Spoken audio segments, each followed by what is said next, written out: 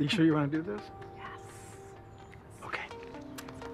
4-day weekend, probably one of the most emotionally rich pieces we have on here this evening. A lot to unpack. This couple tries to have an open marriage for just a brief 4-day pass. I thought it was great. It was funny. It was insightful. I think if it were the roles were reversed, the genders were reversed, it wouldn't have worked. But particularly, I think because the woman suggested it, you know, and her husband looked really nervous. It was sort of reverse stereotypes. It worked. I thought it was brilliant. Very astute. I really enjoyed it. I really didn't like it, to be honest. It made me feel very uncomfortable with just how uncomfortable he was, and like the entire time, him looking so uncomfortable with what was going on, but thinking that's what she wanted, and he seemed to love her so much that he thought that's what she wants, so I guess I'll go through with it. Like she said, she was suggesting, and she came up with the entire idea, not just the idea of having a free pass, but everything. And yeah, just how hard it was for him to take off his wedding band and put it in that drawer, and he stared at it and he could hardly close the drawer.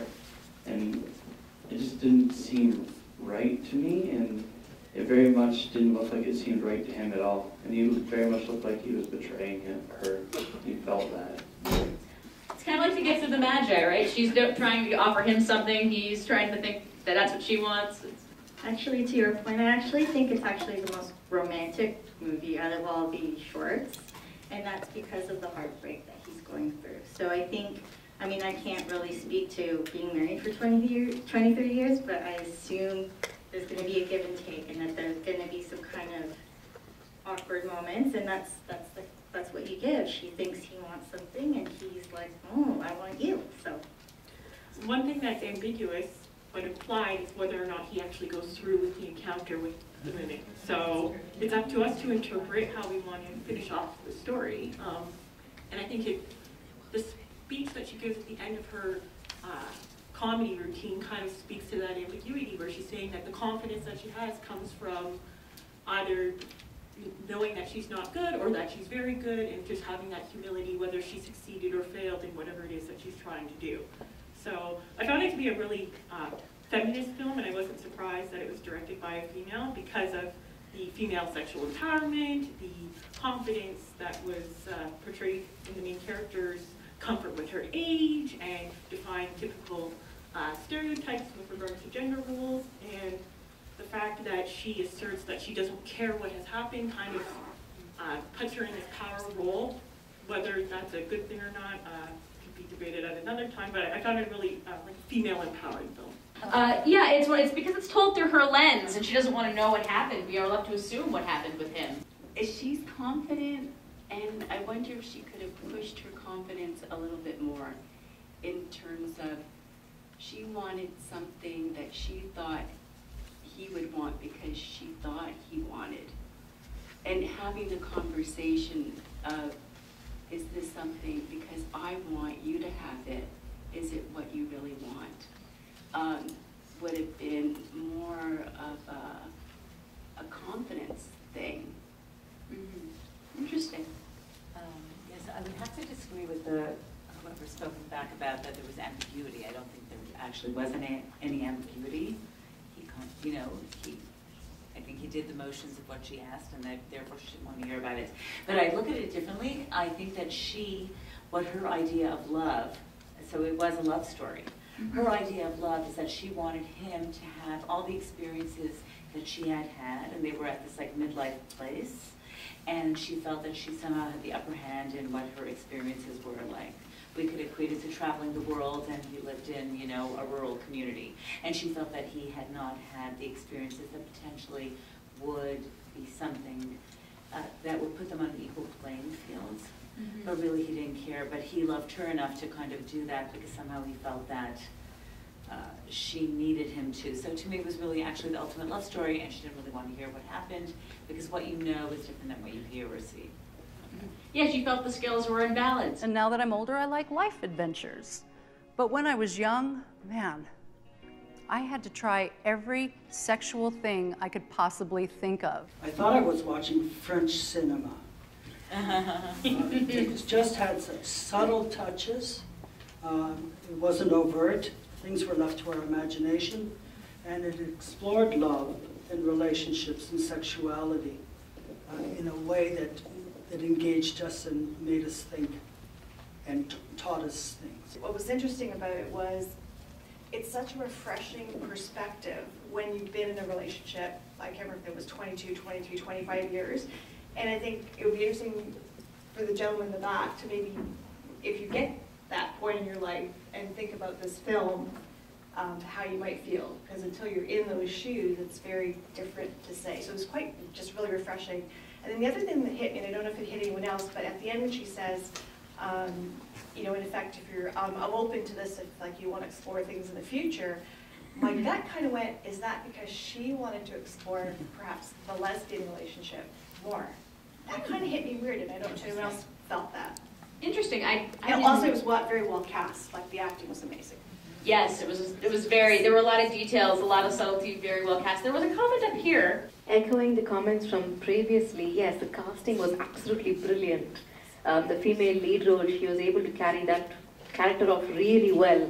And I think in terms of what somebody else said earlier about equality, I think this was a true female equality film, where she's taking on the role of, okay, I'm going to give you an experience. I'm going to do this for you, which in a traditional view of marriage would have been the power would have been always in the man's hands, about allowing his female spouse, in that sense, to have an experience or not, and to be with his permission. But here, she was the one with the power and the permission to try something new and different and push boundaries. I think in terms of a love story, it also really explores, there are various ways of expressing love, and one of the biggest one is freedom. And I think the fact that he gave her that freedom, or in a sense allowed that freedom, both for her and himself, is something that is very modern in this love story. Yeah, which is not an old-fashioned one. This is a very modern love story, and I'm seeing this from a personal point of view, you know, in my own lives and my peers' lives, that this is what is required for a relationship to last, is this kind of freedom and this kind of equality. Otherwise, you're not just fighting all the time. But if you don't, you know, you need this freedom to have the love. There is the notion of if you love something, let it go, and it'll come back to you if it's meant to be, and in that sense, the story does come full circle. And it also, unlike a lot of love stories that are you know, young and fresh and in love with youth, this is the love story of two people who have been together for the majority of their lives. Yeah, and contrasting with like the earlier, with the earlier film we saw of Run Free, you know, of this two really young, in a way, slightly stupid in love, you know. But here the mature love that you see is so much more powerful, and you really understand the power of love in this movie.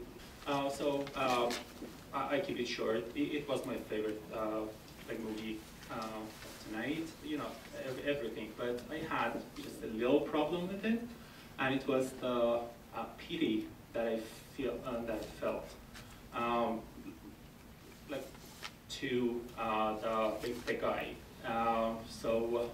At the end of it, in bed, she told her that, oh baby, like, it's okay if you ever want to do it, yeah, I'm going to support you, and you know, those kind of stuff. I didn't enjoy that.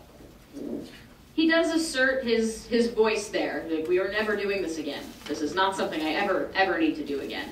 So there is, and she respects that too. So on both, it's a marriage of equals, it seems to be. But that doesn't mean that there isn't a lack of empathy on either side. Well, you mentioned a lack of empathy or both having empathy. I really wondered how well she knew him.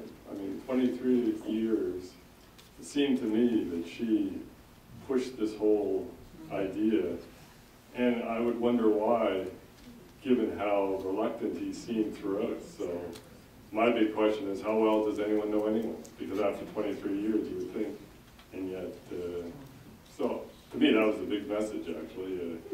You know, in a relationship of such a long time, do we ever know anyone?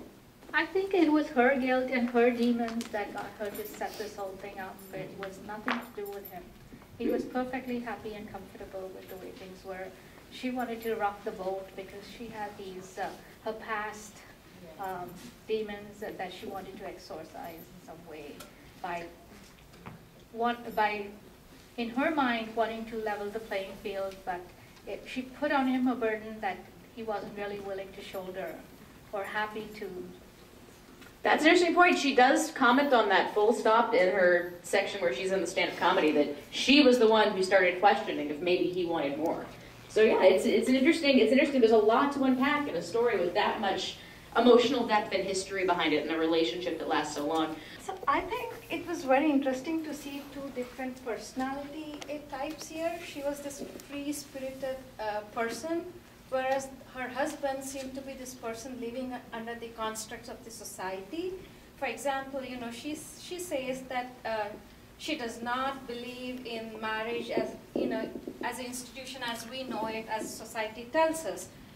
But contrasting that is her husband, when, you know, he calls, he hires these two girls over, we see that, you know, he takes off his ring, and, you know, the ring is out of the, like, it's important to him that he is away from his wedding ring, which sort of tells me that, you know, he is someone that believes that more in the institution of marriage than maybe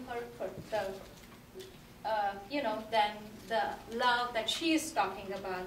So it's very interesting to see how the definitions are different, but still they managed to go on for 23 long years.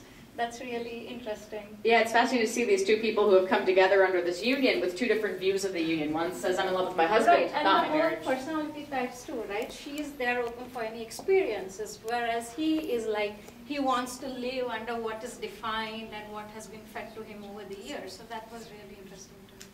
Yeah, it's a deeply rich piece. It's a lovely little film.